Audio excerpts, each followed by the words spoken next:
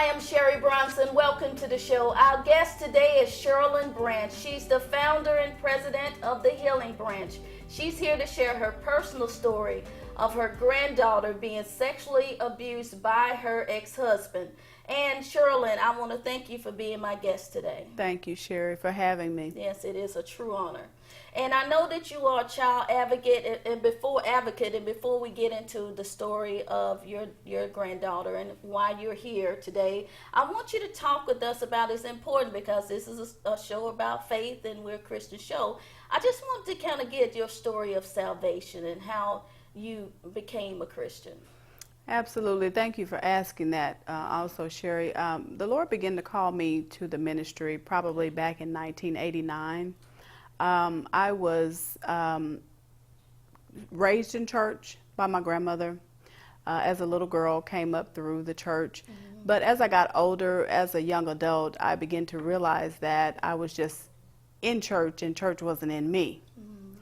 So probably around 1993, the Lord began to move me from my home church.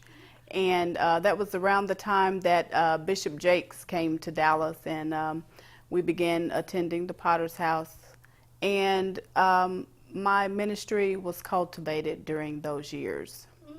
Okay. So before you were saved, as we would say, what were your personal struggles? What would you say you were delivered from? I was delivered from all sorts of things, Sherry, like drug abuse, prostitution.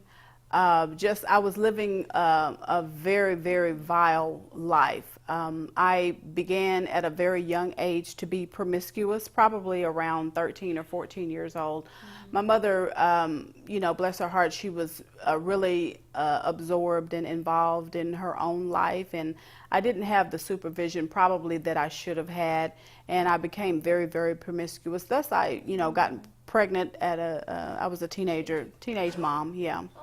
So I started to my life took a downward spiral. Wow. Ended up getting in trouble with the law, going to jail, going to prison. Yeah, so wow. I've been delivered from a lot. Yeah, you have. Yeah. Okay, thank you, Jesus. In the name. Yes, amen. And I know that we always talk about, our misery becomes our ministry. That's we right. always say that. And the reason I just wanted people to know that you're now the president and the founder of a nonprofit that's empowering the lives and changing families and children's lives. So I want you to talk with us about the mission of the Healing Branch. Well, the mission, our mission statement is sort of long, Sherry, but in short, right. We help move others towards healing after child sexual abuse and trauma. Okay. Absolutely. Now, what is a child advocate? A child advocate pretty much is what it says, advocates for the child, but because children are minors, we also include their families. So when child sexual abuse takes place, right. You have to include their family, and this would be the non-offending family. Ah, gotcha. Educate us. So I want you to now share your story of your granddaughter being sexually abused by your ex-husband. And I know everybody wants to know, okay, how do we miss these things? So talk to us about that. Absolutely. I was in a very, very abusive relationship from about 1992. Mm-hmm. I probably could have guessed that he would have abused my granddaughter, but I didn't see it. The signs that I know of today, I saw them, I just didn't know what I was looking at. Okay. And I was in a very, very vile, abusive relationship, and ultimately this happened in 2008. When Trinity came to me and told me that Granddaddy did something to me that grown people do. And so when she said that, I knew exactly what she meant, because that's how I taught her, is that sex is for adults. It's not for children. So in 2008, I found out on a Monday. He was arrested on Tuesday, and I was in divorce court on Wednesday. Whoa. And it happened just like that. Wow. Now, I want you to go back, because you said something that's critical for everybody at home watching. The signs and how people, okay, yeah, I missed it, but what were the signs? Some of the signs, Sherry, were, and I was a young woman, and so this is what I teach in our classes today. My ex-husband was very free within his dress. He would dress inappropriately around my daughter was one thing. I would have to tell him to cover himself up, put on a different pair of pants. This was the spandex days back in the 90s, and he liked wearing spandex. I thought it was really inappropriate around a little girl, because my daughter was 11 when I met him. And so it's just certain things like that that I had to say, certain things that you shouldn't have to tell a grown man to dress appropriately around a little girl. Right. He liked looking at things on television that while we were during family time, things that children shouldn't be watching. Things like that were signs, and it's called the grooming process. He was attempting to groom her. I did not know that. So I know that today, but it's just things like that. That's powerful, the grooming process. So we just really have to have our eyes open and not closed. Absolutely. That sometimes love can blind us, that we overlook all these different things that Indeed. are happening. Now I want you to talk about, that was quite all quickly to you to get to the divorce, but talk to about the punishment of your ex-husband. The punishment was, and this is how Trinity's Law came to be, he only received 5 years for a first-degree felony, for aggravated sexual assault of a child, a crime that carries 25 to 99 years. He received 5 years, and that was because the district attorney's office plea bargained with a sex offender, and that's how he got 5 years. And so he was ultimately tried in 2010. And so after the trial, myself and my family were outraged that they would give him 5 years for what he did. And so this is why I went on another, journey to try to change the laws. Let's talk about Trinity's Law, because that's important, because right now you said that you had already went to the legislatures, and talk about that and how we can help you. We did. We proposed Trinity's Law in 2010, and Trinity's Law calls for tougher laws on sex crimes against children. My state representative at the time did take it to the House of Representatives in Austin. I went to speak before the House. It actually came up against another law, and which was already active, so we have to go back. Many times when you're trying to get legislation like this passed, you have to go back, again and again. It ultimately will be passed in Texas, and then we'll go abroad. But it didn't get passed out of the House into the Senate this time, but we will be going back 2015 next session. Powerful, yes. Well, thank you, Cherlyn. We will come right back, everybody. We want to continue our conversation with her. Holy Arm Ministries presents the Power of Prayer Impartation Breakfast 2014. Dynamic speakers include host Pastor Paula Smith, Dr. Sheila Boutin, Pastor Teresa Hayes, and special guest Psalmist Janine Atkins, and all-inclusive breakfast buffet. Come experience the presence, the passion, and the power of God. Registration is $40. For more information, log on to www.powerofprayerconference.org.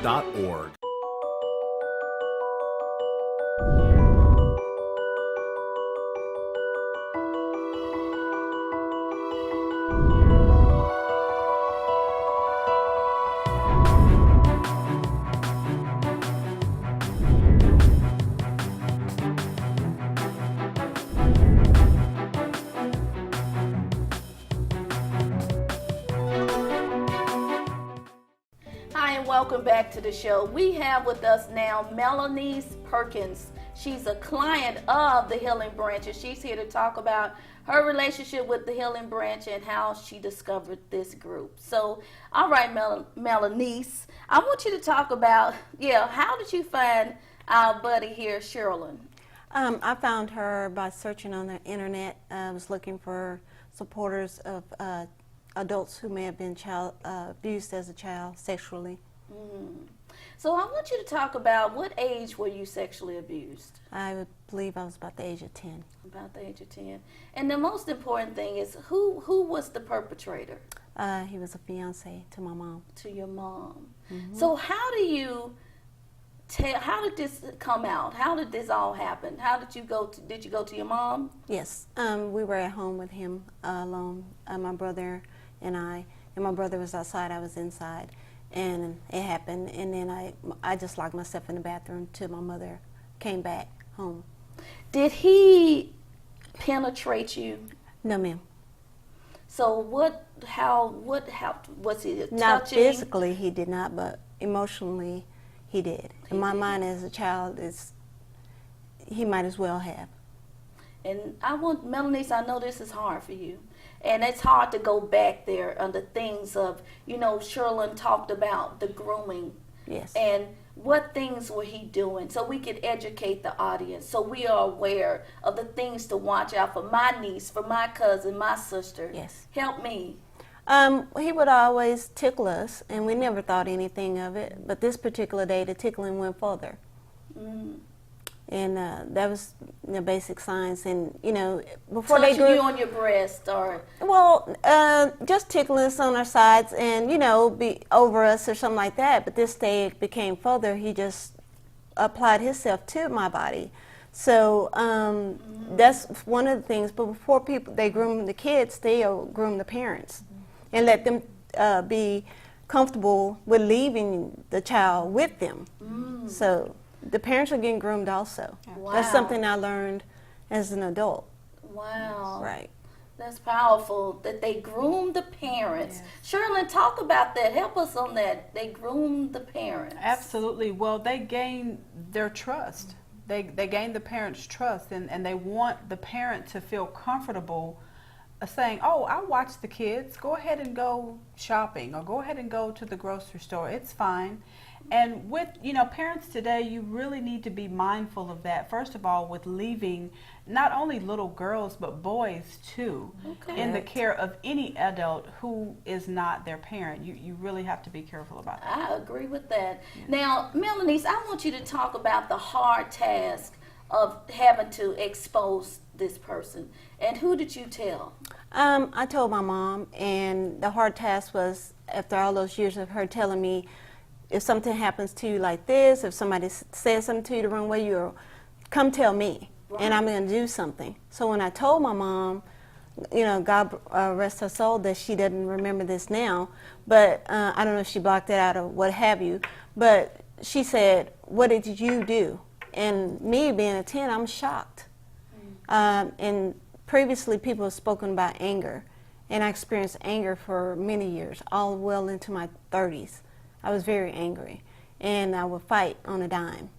I didn't care if you were male or female. I would fight you if you got into my personal space. Wow, and this anger come from pretty much the rejection of your mom. Right, and just knowing that when you came out, what happened, to me, she took him over me, his side over me. The choice. Yes, and when she confronted him in front of me, he was like, I didn't do that, I didn't do that.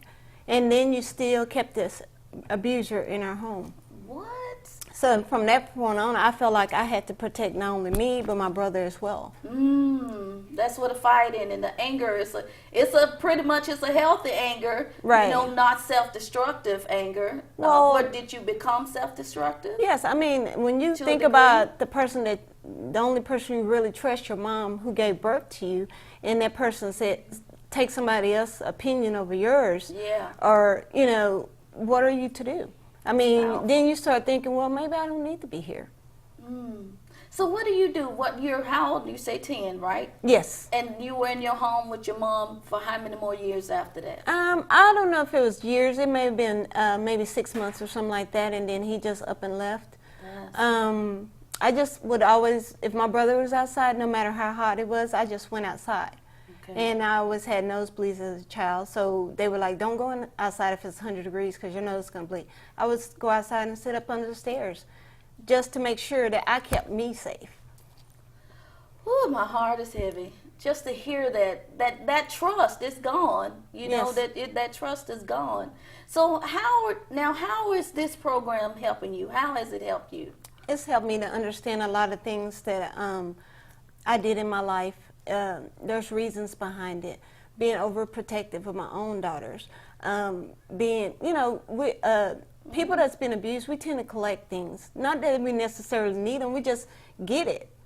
I don't know if that's because we want to feel good about ourselves, we just go and buy stuff in excessive. We can have credit issues. It's a whole plethora of things that go behind being abused. Wow. You want to say anything to that, Cherlyn? Well, sure. I mean, because what it does, it gives you an insecurity that you shouldn't have, especially as a child. First of all, sex is not for children, and so when children are exposed to sex, it gives them a sexual awareness that they shouldn't have.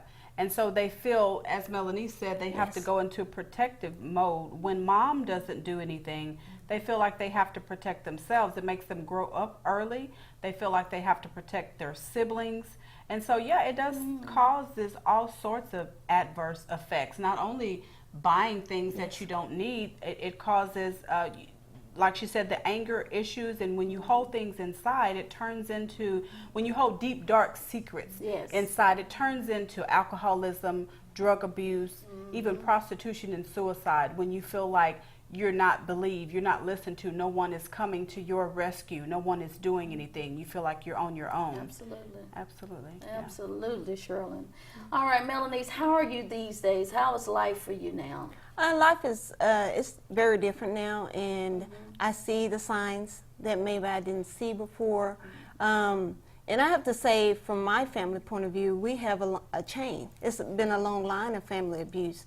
So I can understand now where my mom was, her point of view, because she was abused. That's how I came about. And then, you know, my grandmother was abused. So if they never got anything to help them, how would they be able to help the next generation? But for me, I'm here to break those chains. Amen. And you're ready to break the silence. And that's what this is about, right? Yes. Breaking the silence, no matter the cost. No matter the cost. No matter the cost. All right. We appreciate that. Melanie, thank you for being here with us. Thank you for having me. All right. We will be right back. Come back and see more of these testimonies. Our Ministries presents the Power of Prayer Impartation Breakfast 2014. Dynamic speakers include host Pastor Paula Smith, Dr. Sheila Boutin, Pastor Teresa Hayes, and special guest Psalmist Janine Atkins, and all-inclusive breakfast buffet. Come experience the presence, the passion, and the power of God. Registration is $40. For more information, log on to www.powerofprayerconference.org. Easy Steps Learning Series have launched a series of training guides for Microsoft Office products. The series include Outlook, PowerPoint, Word, and Excel. The training guides are affordable, easy to use, step-by-step, and interactive.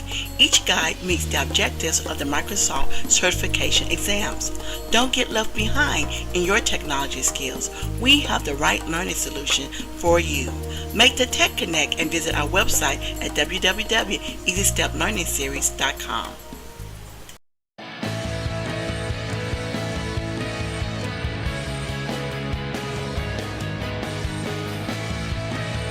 The Valder BB Show, That Celebrity Interview, a new kind of talk show, broadcasting on FM radio, social media sites, and Dallas television. Visit ValderBBShow.com.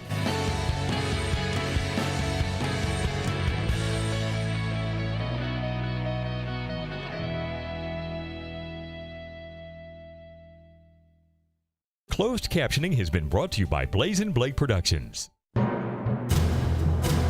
Hi, this is Blake Lindsay. I want to help you grow your business with first-rate audio. Hi, I'm Cherlyn Bronson, TV host of Dream by Faith. I wanted to give a stamp of approval for Blaze & Blake Productions. Awesome and excellent work that is done by Blake Lindsay. I would recommend him to anyone in the community who does television, radio, or any media productions. Your satisfaction is my guarantee. Hi, and welcome back to the show. We have with us right now Miss Felicia Benton. She is one of the hosts of Socket to Satan annual concert.